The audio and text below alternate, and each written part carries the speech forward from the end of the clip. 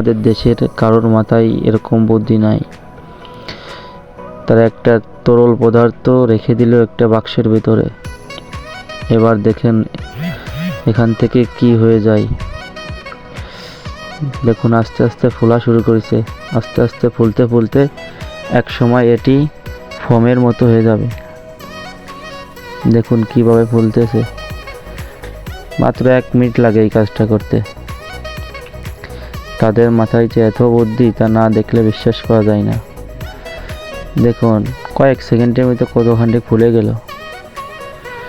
আসলে বুদ্ধি দিয়ে যে কোনো কাজ করলে সময়ও আছে, কষ্টও কম হয়।